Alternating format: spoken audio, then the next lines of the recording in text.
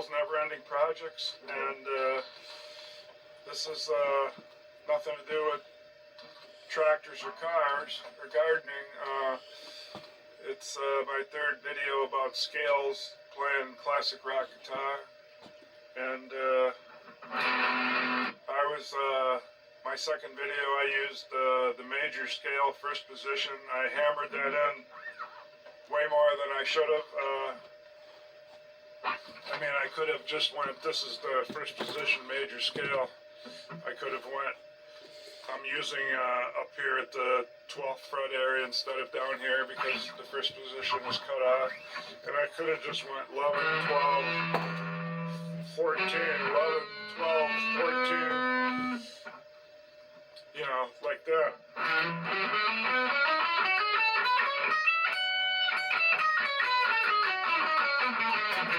And I could have just named the frets, but I really hammered it in over and over. So you could picture, I talked about these two being together, then this one, then you do that twice, then I talked about the little and the index being together, and you do that twice.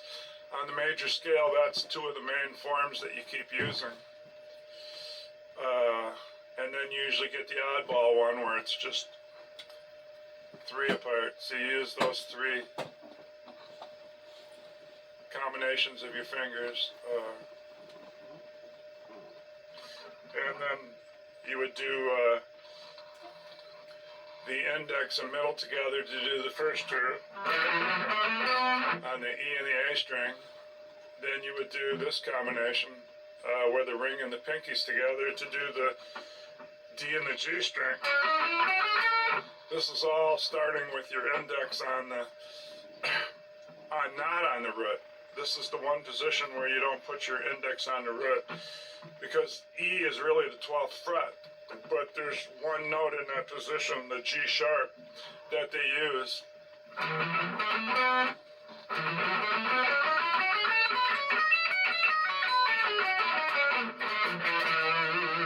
So, like I said, I could have done that scale just this quick and said, that's it. But I did it over and over and hammered it in. I did it over and over and hammered it in. And then I used the Angel City song, No Secrets, to show that when the rhythm's going,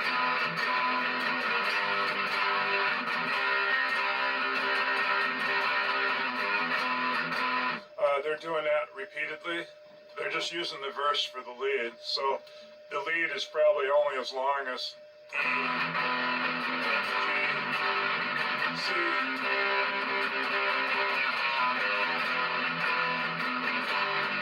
So this would be the second time.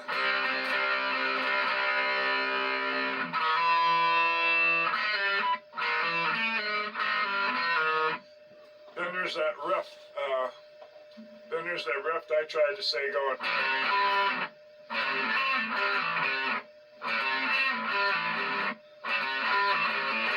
I was trying to say something like that, where it was using you were using the wide spread and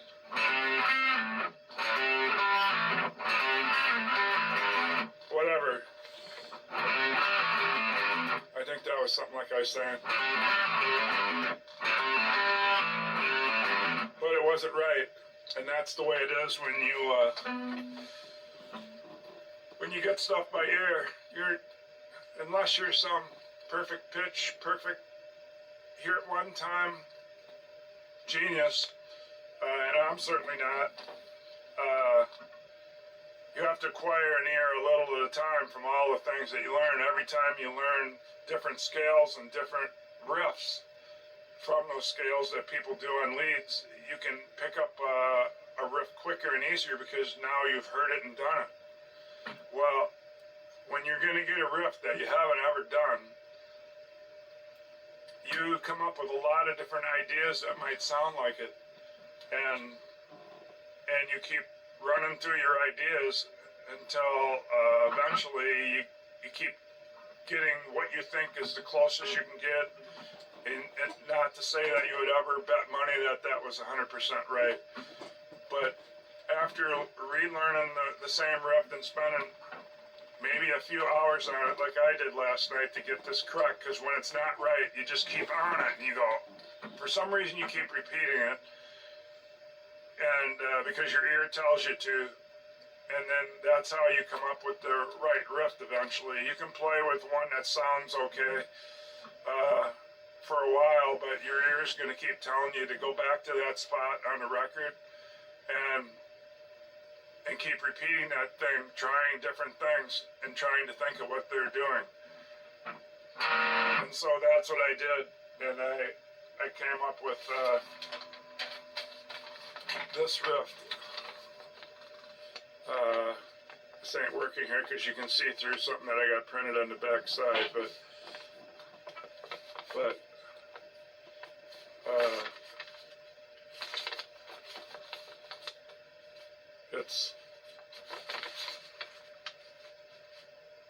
here's where it starts on the,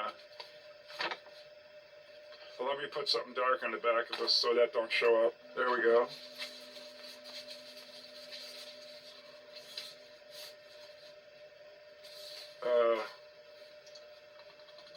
Right here then. So that, what I wrote down was, so there's this part, this part, this part, and this part. That's what I finally got right. It took me from about 10 o'clock to midnight. I just kept trying different things. Moving up and down, moving over, and it turned out to be a lot of this is the first position, back to that first position, E major. And they're also mixing in they're also mixing in notes from first position, 7-note natural minor. So what I got wrote down is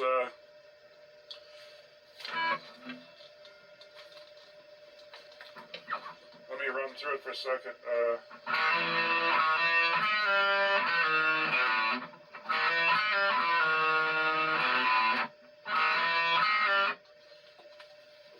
Yeah, so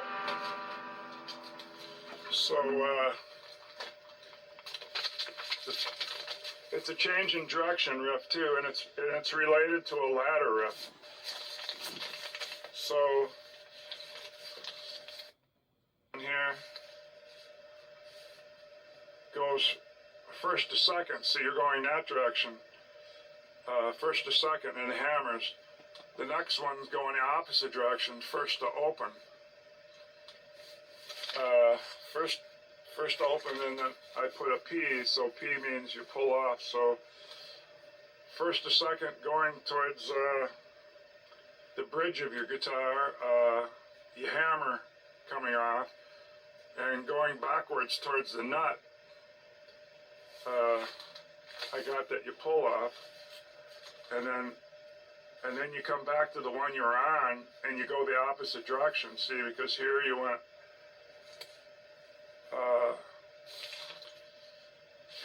from the first position to the second, and now you're going from the second position to the first, so you're going the opposite direction. So this way you're going towards the bridge. This one you actually don't use the first and second, you're using the first and open. And you're going towards and you pull off towards the nut. This one you're going, this is all backwards in the viewfinder, so this one you're going towards the nut again. So the first one you're going towards the bridge, second one you're going towards the nut with the first and open. Now you're jump back over a string and you're going towards the nut over here, and then you finish by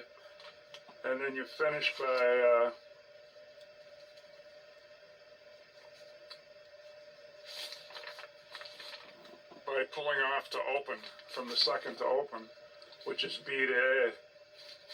So now we'll do it.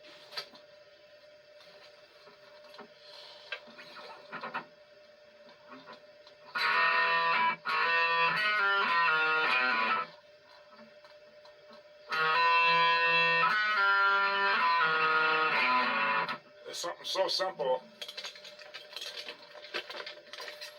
Something so simple. It took me so that long because I was trying things from here to here, trying different riffs, and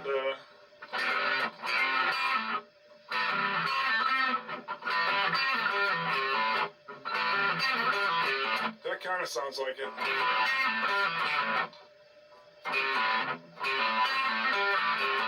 But as soon as I got up here on this, I started thinking of the E major first position, which is, I just imagine that you're doing those two together because it's missing. So it's going to be a nothing note because it's not there.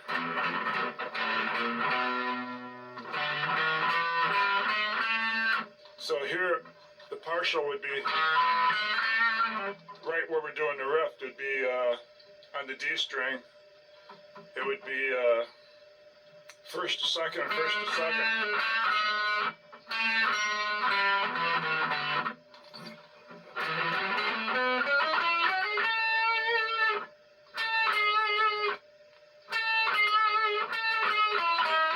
It's second, and you can't pop the opens because the opens aren't there, only the nut ones, and it doesn't use the D and the G, so it uses C sharp and F sharp. So F sharp and C sharp is not the nut ones. The nut ones are D and G. So you can use that portion of it.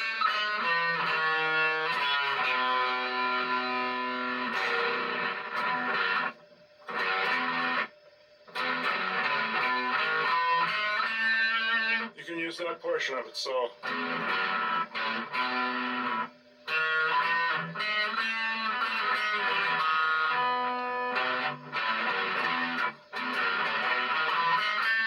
and that's what they're using right there.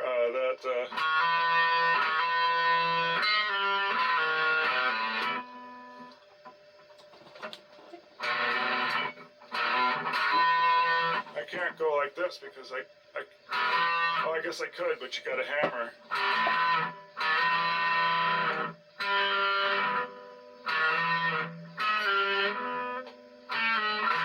I don't know, I've never pulled off doing it with my hand over the top, but I'll try it.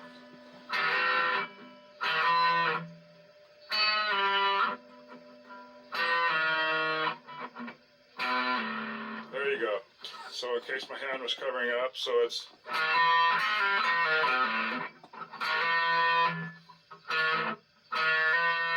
So that there is first to second hammer. You bar this one and then hammer. So only one pick. And then only one pick on every one of them, in fact.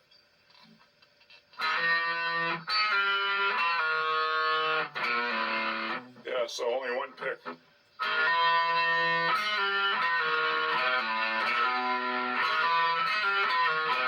So if you put that in with the riff, say you're going D string, which is the third big fat one towards the little ones. You got E. You got the big E. A. D. So this is starting on the D.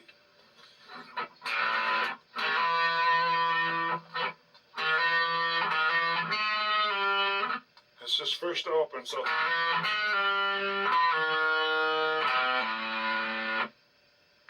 And it ends with the B to the A. So then you're going.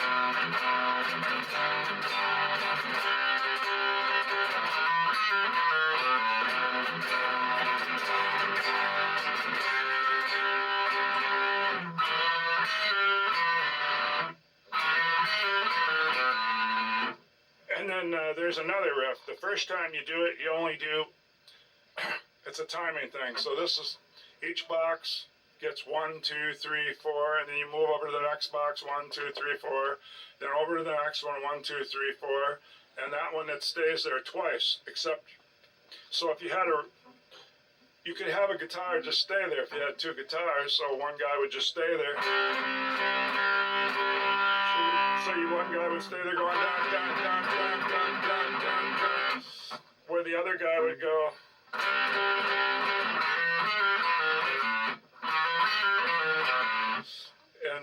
And then you would both go back to E. First box is E. Second box is G. Third box is C. And the fourth box is C again, or put the riff in. Now we're back to where they differ. So there's 4 boxes and they go 4 times. So, and then it repeats. That's kind of what classic rock is. So you're going 1, 2, 3, 4, 1, 2, 3.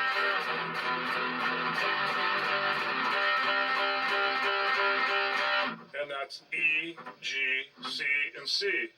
Now the second C, the last box, the tail, is where you put the riff in. But the first one, you go, instead of going 1, 2, 3, 4, and put the riff in, you go 1, 2, 3, 4, and then you do half of it rhythm still. And then you go, so you're only filling half of the box, the last half. So yeah, it's sort of a fraction. And I kind of hammer from B to C, and then I pop off, pulling off from G to open.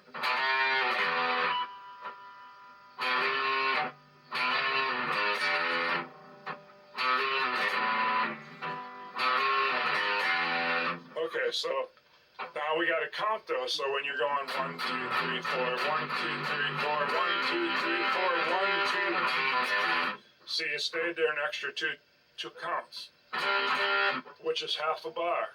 So that's the only time you do the partial riff fill. The next time you fill through all 4, so then you go. So let's do the shorter one, and then 3 of the longer ones. So,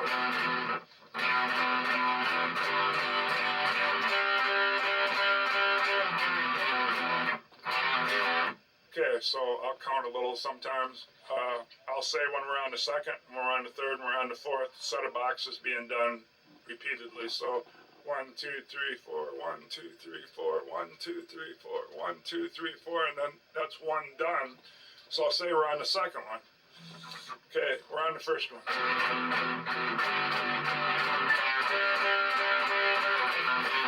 Second one.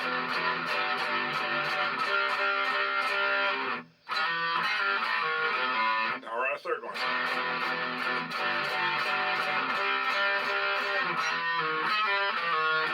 Now we're on the fourth.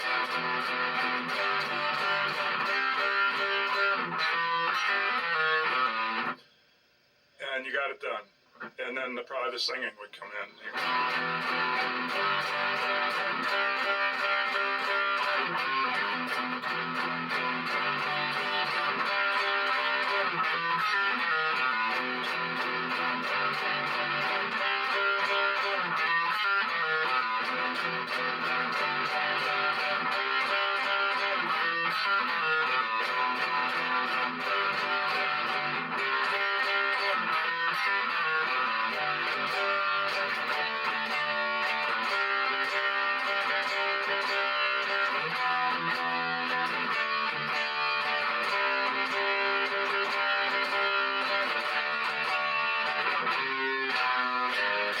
So now we're up to that quiet part I called it, because you stop every time. You don't ride like your chord is always riding. Here you go.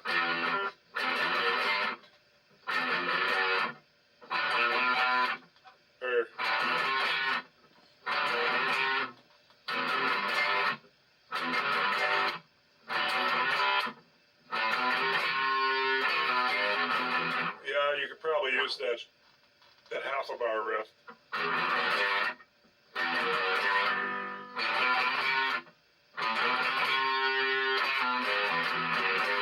But they only do that twice, and then you're onto the tail of the pattern. So what it is the slow part, or the quiet part. You do 2 sets of those after you do the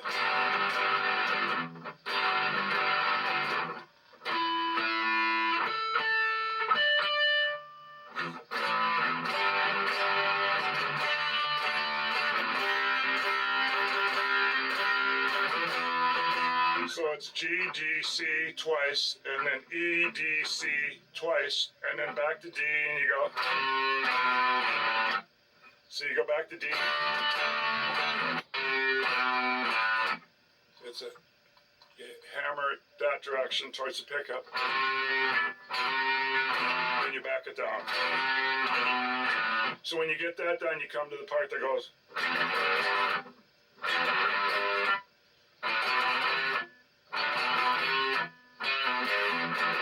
You only do this back and forth twice, and then it goes back into, this is kind of a sandwich. So this is the top bread before the slow part, where you go.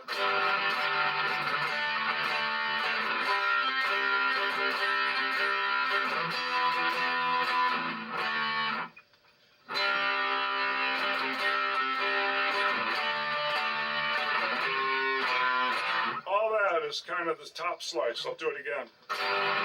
This is after the verse. After you're going.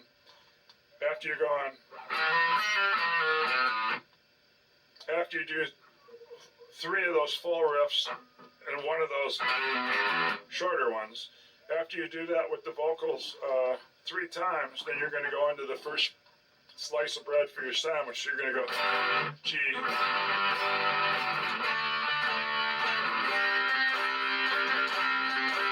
But you got to remember, C goes twice. Otherwise, you don't get 4 boxes. So box 1, G. Box 2, D. Box 3, C. And box 4, also C. Now, this is an 8-bar pattern. So this slice of bread's an 8-bar pattern. So then now you go up to E. Instead of starting on G like before, you start on E. First box is E. Second box D. Third box C. And like before, you double up you double up the same thing for the 4th box. And so box 4, the same thing. So box 3 and box 4. Let's see, so that's where you go.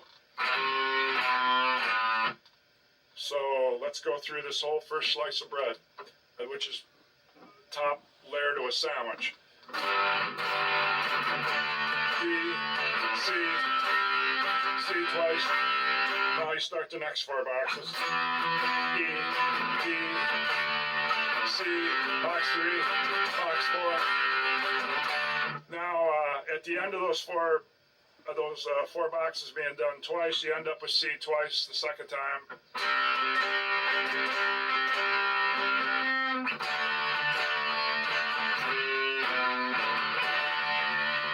Now they do a 2-bar pattern. So they do D, 1, 2, 3, 4. And this is the second box, which makes it a 2-bar pattern. There's only 2 boxes in that pattern. So you put the 4-bar pattern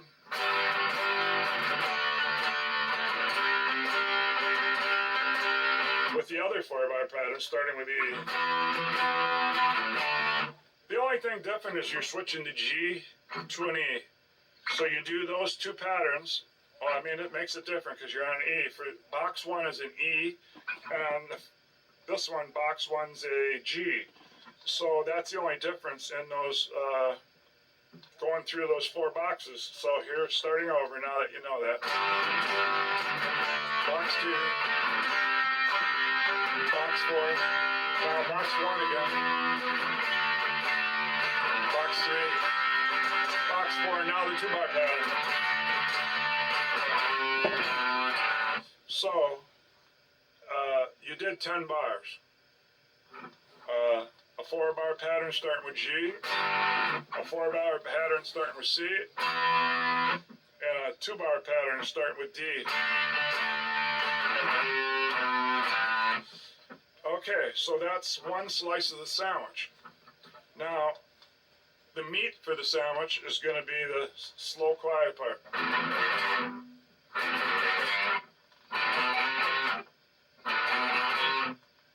And you do that twice. Make like it's 2 pieces of meat.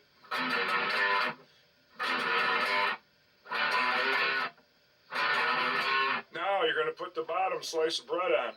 Only it's not as they don't go through something. They don't go through the 4 boxes and then do the 4 boxes again to get an 8-bar riff. They just do the 4 boxes. Box 2, box 3, box 4, and then they put a turnaround on it that goes 1, 2, 3, 4, 1, 2, 3, 4, 1, 2, 3, 4, 1, 2, 3, 4. So they put a 4-bar riff on it, but it's just simply doing D for 1 bar. So it is going to do 4 boxes, but not like before. You don't go up and do that. So after the meat's in there,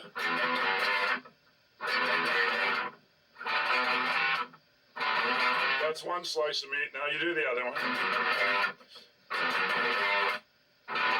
Now we're going to put the bottom slice of bread on, but remember, it doesn't go up to E.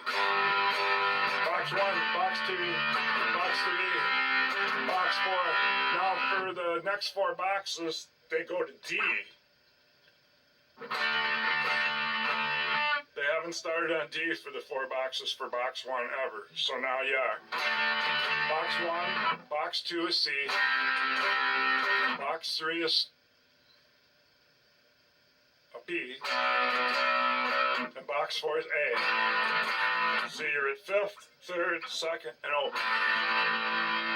With a D5, a C5, power, 2-finger bar chord, or else flatten it out for more.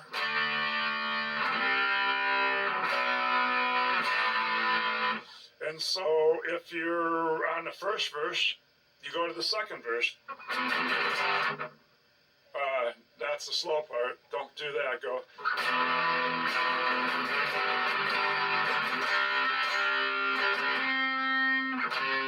So then you got to start putting those riffs again. So, like I say, when you go.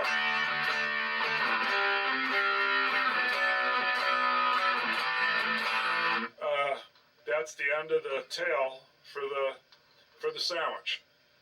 The sandwich that comes after the verse. What is the sandwich again? It's the first part, which is 4 boxes starting with a G, 4 boxes starting with a E, and then the 2-bar tail, 2-box tail.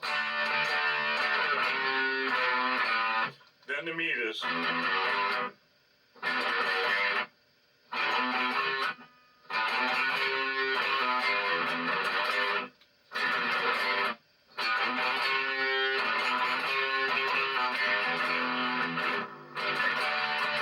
See, I almost didn't get to the G on time. Now, you're on the bottom slice of bread. And we all know, because I explained it, you're not going to do that same 8-bar type top slice of bread. You're going to do the special bottom slice of bread, which is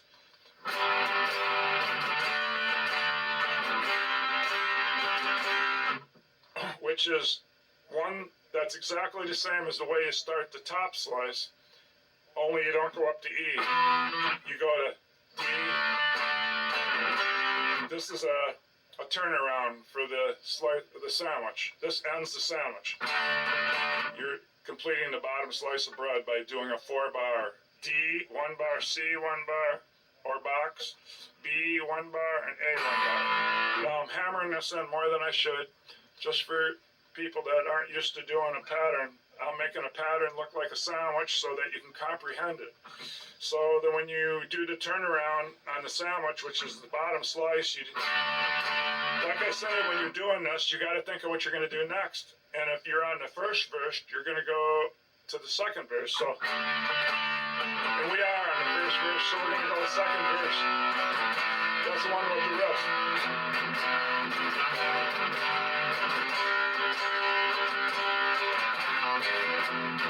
That was the shorter riff.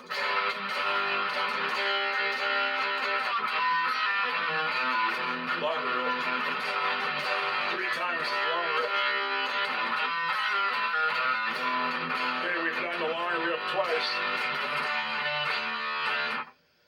Supposed to be on C.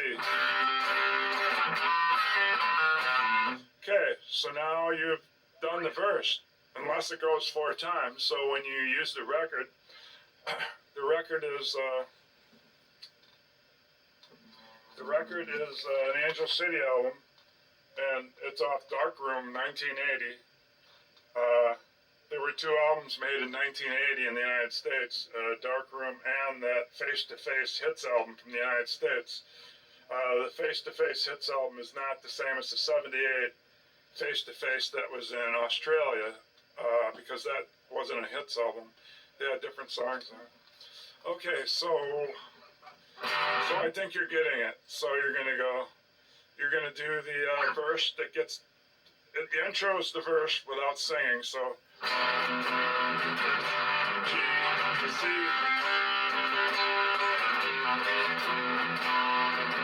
We're on the second time. Our third time.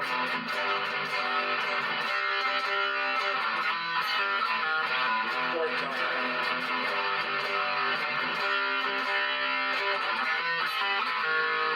Now the singing would start. Shorter riff. So then this is obviously second time. Longer riff. And longer riff 2 more times.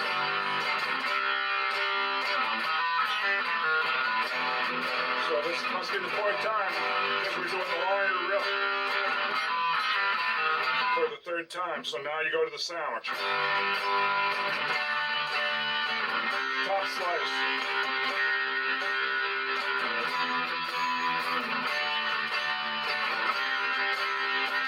And now the 2-bar riff to end the top slice. The meat.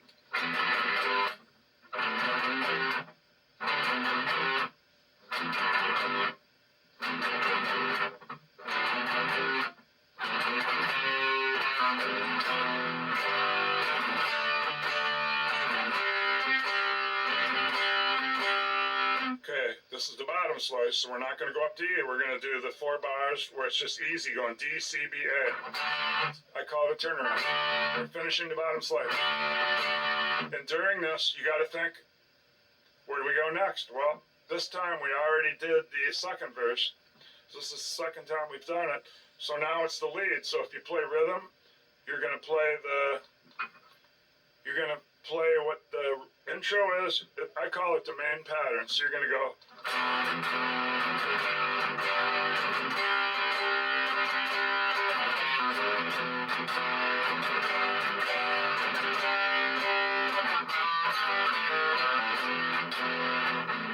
So you're going to do the.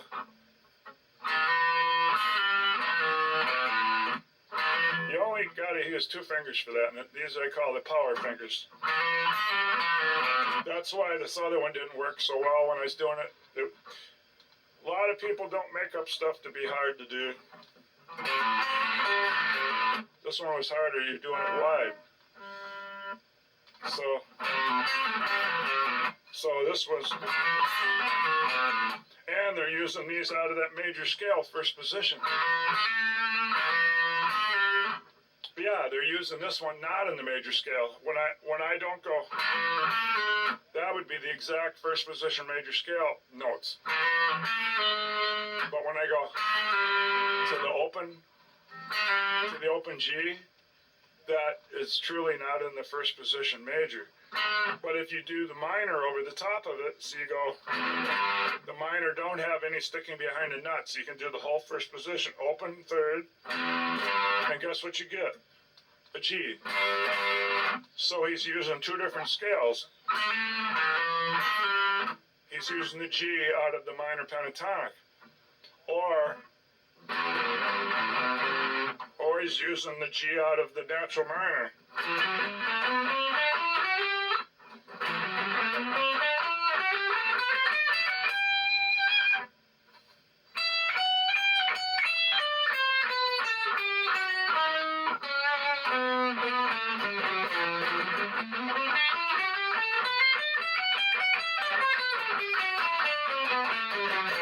Because it starts out with E, F sharp, G, A, B, C, D, E. Then F sharp, G, A, B, C sharp, or no, B, C, D.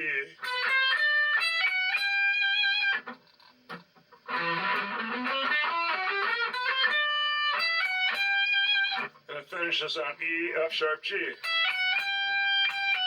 So G, F sharp, E, D, C, B, E, A, G,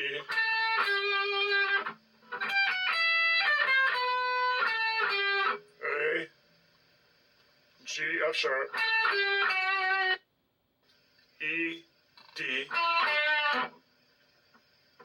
C, B, A, G, F sharp, E.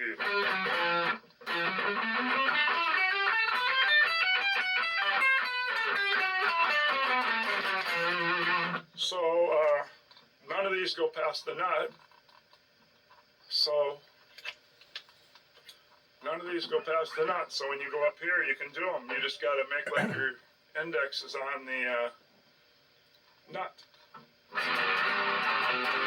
So if you don't want to make like your index fingers is on the nut, you can just use two fingers in and go.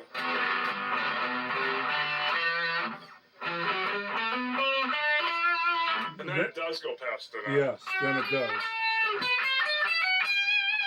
So there's only one note past the nut, so Then it comes back. that one.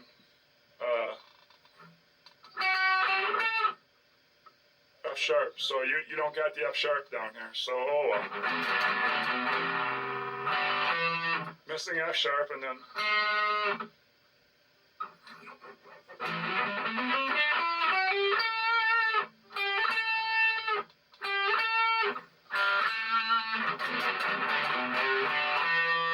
missing F sharp and then go.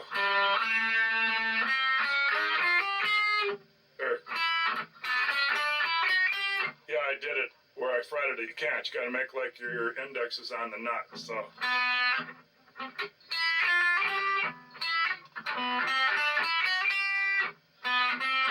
Or else just change your finger. So you're either going to make like your index is right on the nut doing nothing.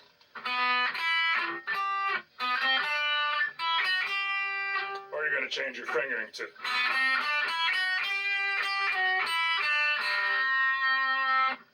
Note missing.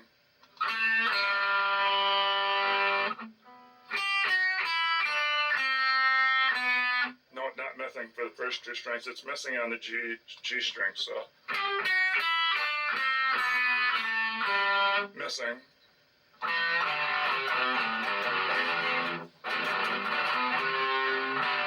Note missing. Skipping it and.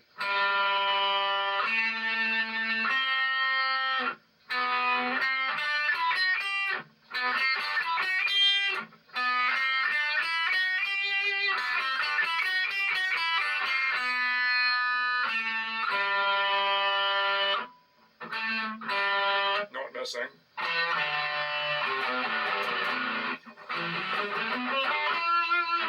Note missing.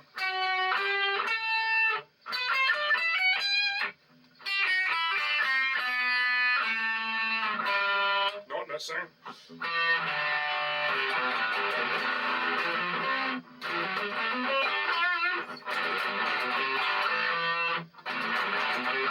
So you can go through one octave without a note missing on the E7 note natural minor.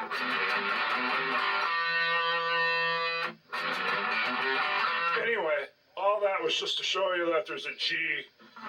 So when you go to that open G, that's why it's working, is because you're overlapped. When he made up the riff, he in his mind sees E first position major. Then he sees E7 note. He sees the E7 note basic scale of E major. Then he sees over the top of that, he sees the 7 note natural E natural minor scale that we just did with the missing note, and then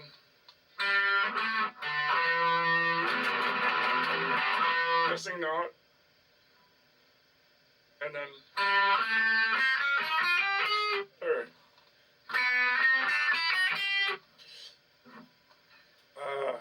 Yeah, I know.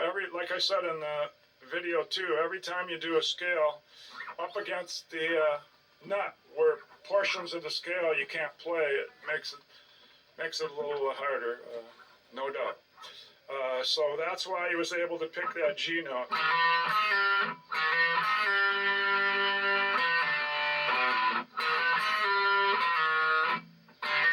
Now, when I was trying to learn that riff, I kept trying to, because you could use these open notes and they'd be the minor pentatonica, which is also overlapped on E, G, A, D, D, E. And then it repeats again.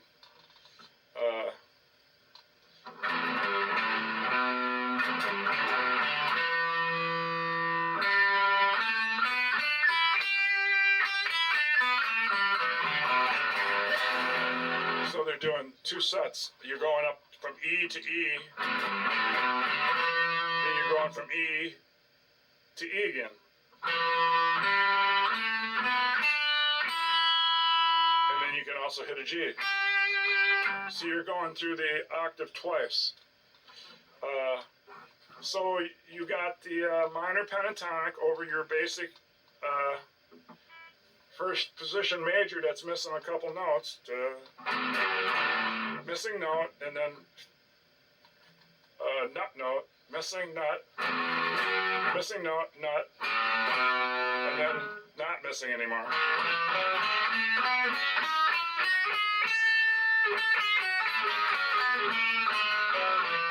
And those are the ones that he made up the riff on. These right in here, the second and the first. Because usually if you're doing minor pentatonic, what I was going through this minor,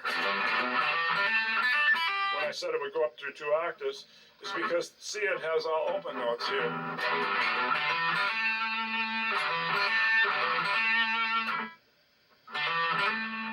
They go between the nut and there, so it would be a 3-wide fingering, but when you got the nut, it's a 1 fingering. So anyway, you would think, so when I was trying to figure out what it is, of course you tried this, you're going.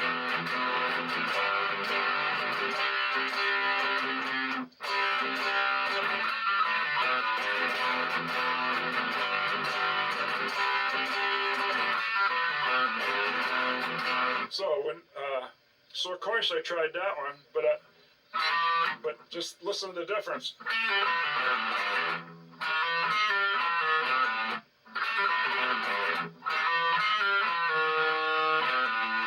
So I had to use my ear to realize they were doing that.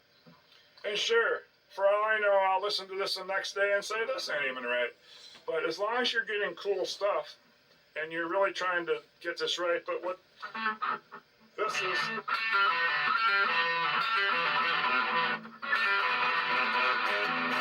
If you repeat one, then it's kind of ladder riff.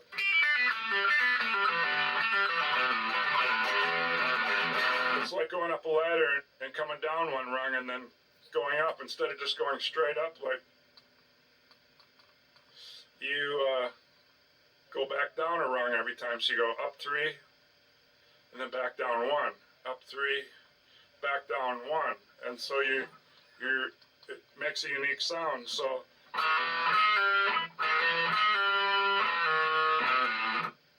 maybe this is part of a ladder riff.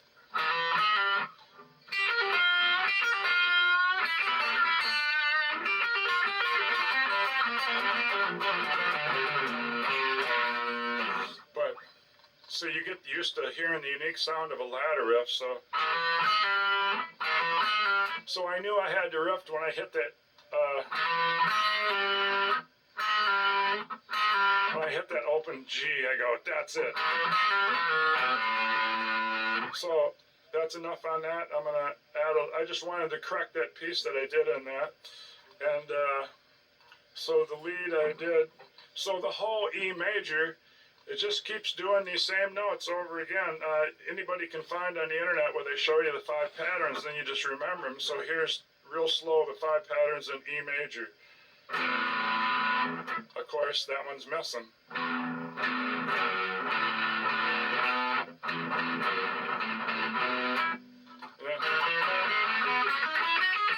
And then you do second position, which is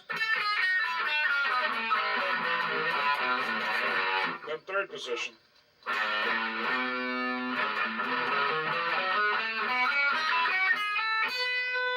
Fourth position.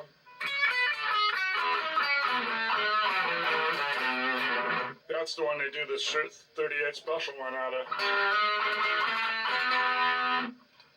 So that was first position was do it.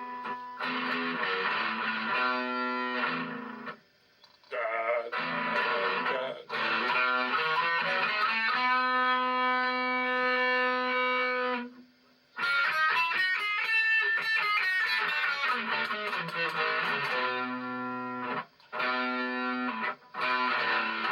That's just weird when they're missing.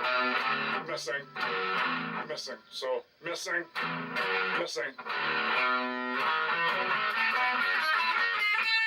And then the second position.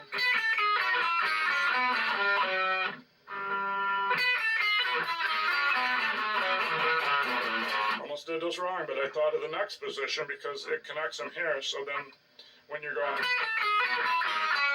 that's the oddball, then it wouldn't have worked if you put these together like that, because the other position has those, the 38 special one.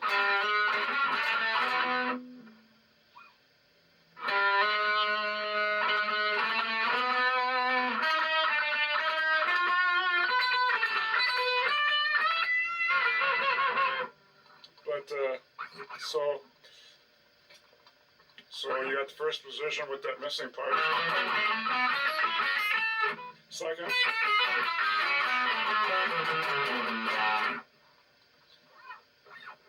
Third.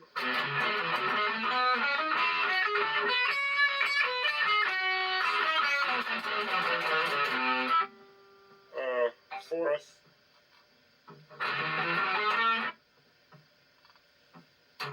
Nope, this is fifth. So where am I not counting it right? Fifth. Fourth.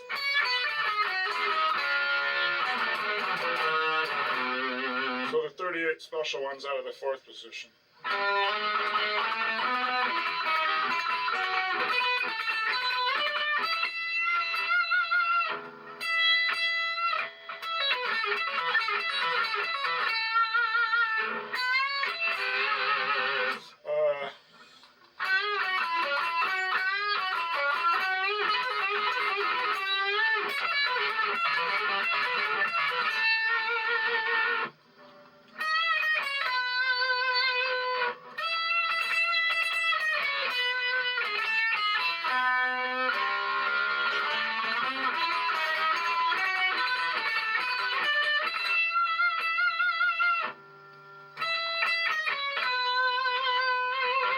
Whatever, those are all using those positions. So fifth position, fourth, Third. Oh, here's where I didn't count him right. This is third, overlapping the second.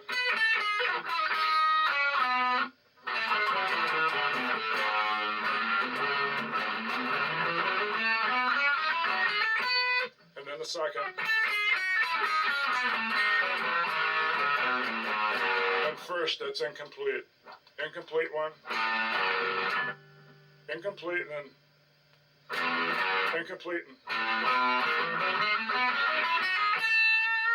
That was all five in here. So the 38 special uses all five positions for their lead, and that's why I was onto this Rick Brewster that I found out that he does it.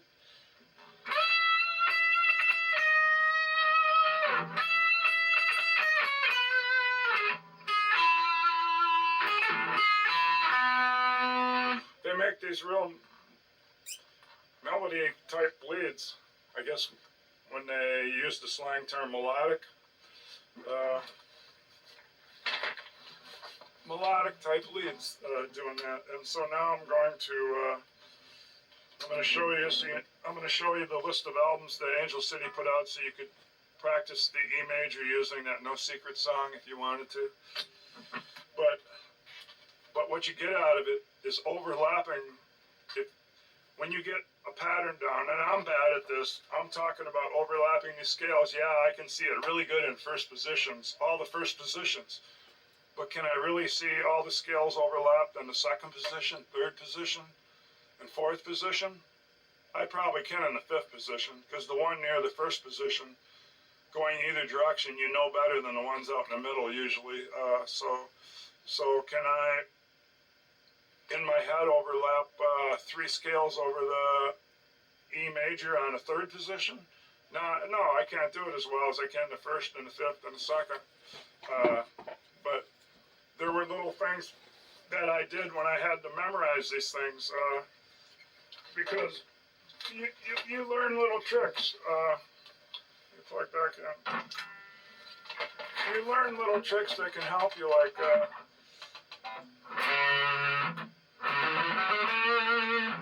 this fifth position. So when you go up to it, it starts with two. It starts with the eyeball. So then, even though I got it wrong today, I think that's the fourth position. So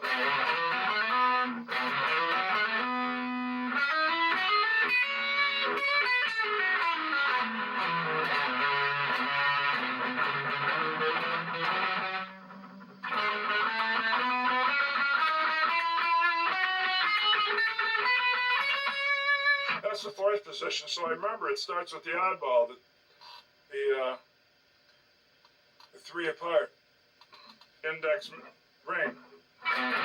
So then I knew that started with that. And I know the third position is a real oddball thing because it moves up. It starts out with index and middle together. But right away it switches to index ring together. Pinky. So, but then they'll stay together twice. And then you put in the plain one. So then if you finished with the second position is going to start with that. Coming back anyway. And that second position is really weird because you do two here, then you move down for two, switching to the two close together ones in the opposite. Then you do your plain one, but you got to move up to do it. And then you go back to the way you started.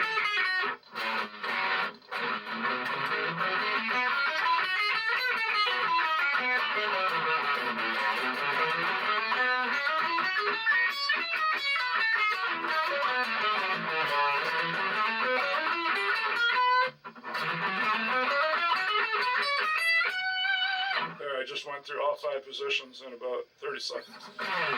So I'm going to show you the album that I took this off. Okay, that's Dark Room.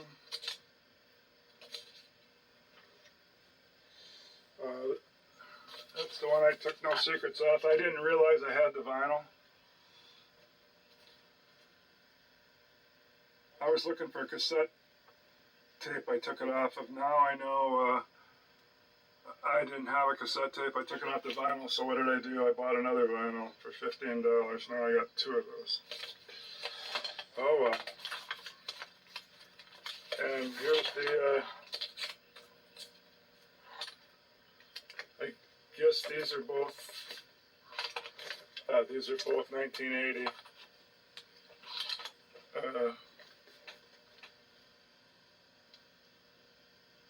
This is the United States Face to Face where they made it a hits album. That's why it's so good. These songs on it.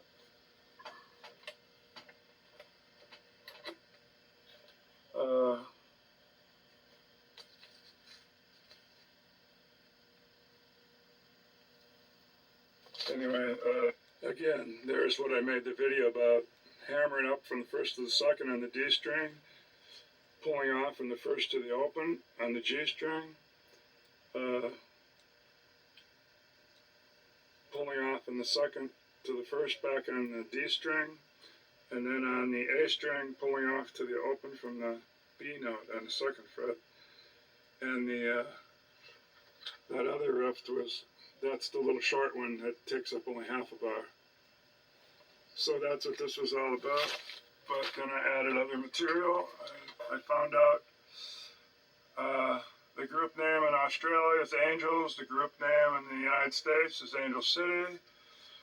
Lead guitar Rick Brewster Jones. Australian guitarist, singer, producer, and songwriter. Was born in that town in South Australia.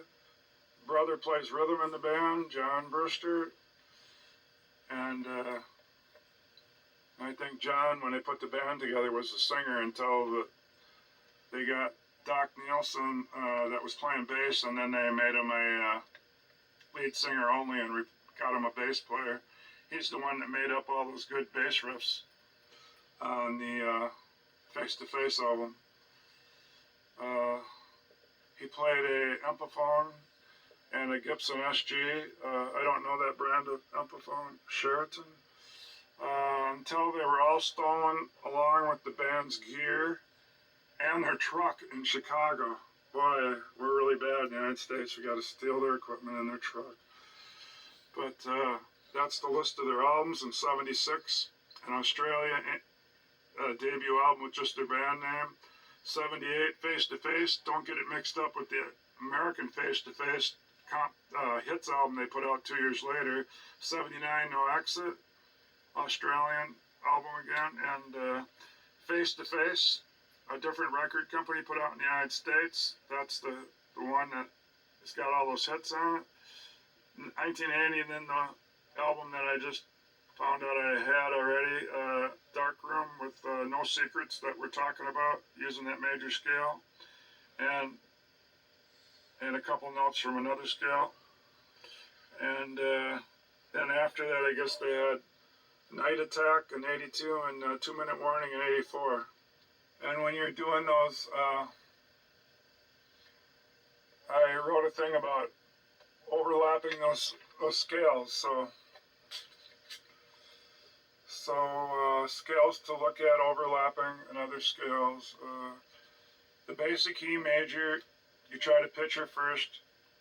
The one that I really went over and over and over and over and over on the second video. Only I did it at the 12th fret.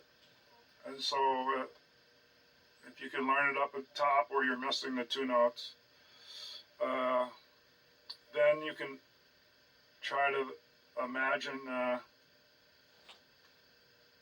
putting the E minor 5 note over the top of that 7 note. That gives you a couple more spots. You can mix 2 scales together when you're making up a riff. Then imagine the first position E natural minor 7 scale over both the 7 note E major first position and the 5 note E minor first position. Isn't that what I just said? Imagine first position E minor. Yeah, so I'm still talking about just putting the 5 note minor over the top of the major. The 5-note minor in E is E, G, A, B, or E, G, A, C, D, E. Imagine those notes over the top of the first position E major. Then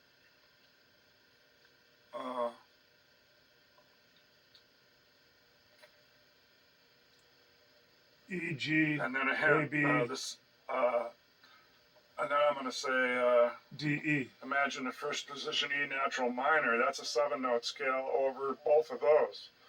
So the 7-note E major first position and the 5-note E minor first position, and then imagine that 7-note natural minor. I covered that just a few minutes ago on this video. It starts out with the index, middle, pinky, index, middle, pinky. Imagine that scale over the top of the other two. And then a hint. The 7-note E natural minor first position is the 7-note E major. The 7-note E natural minor first position that you want to picture over the top of those other two scales is something you already memorized. It's the 7-note E major 5th position moved up 3 frets. So if you went ahead and learned more of the positions and you've already known the 5th position E major 7-note scale in E, move it up 3 frets and you're going to get the natural minor. So that's a hint. But that was really hard for me to picture something up 3, because really the natural minor scale is the same fingerings as the E major scale, as the basic E major 7-note scale. Only when you're talking about the natural minor 7-note scale, you're talking about this E major scale moved up 3 frets. And then so obviously that changes everything. So then if you can look at those 3 over the top of each other on first position, and then later learn other positions all overlapped, but at least get the 5th and the 2nd and the 1st where they overlap each other. That gives you more notes to use when you're making up a riff.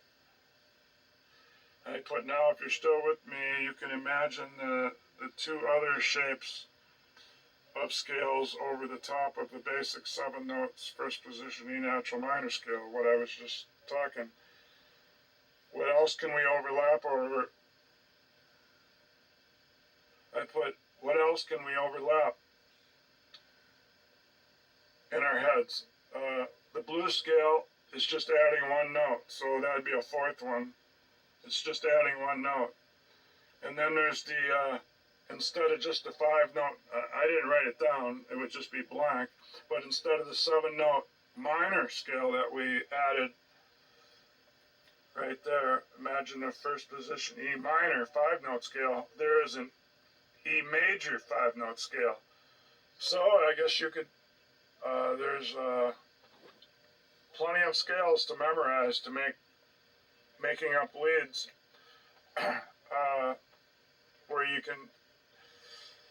where you can have different variations of notes because you see how they're all locked together. They all have relatives. They're all kind of related. If you know those 4 or 5 scales, and you can overlap them over the top of your basic major scale.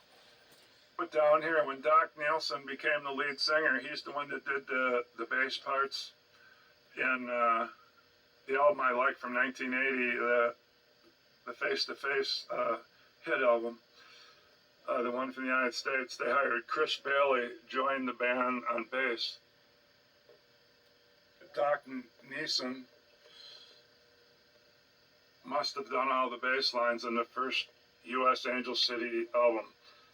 I love his bass lines. Well, that completes me doing the, I had to when I worked on that riff last night for 2 hours, and I came up with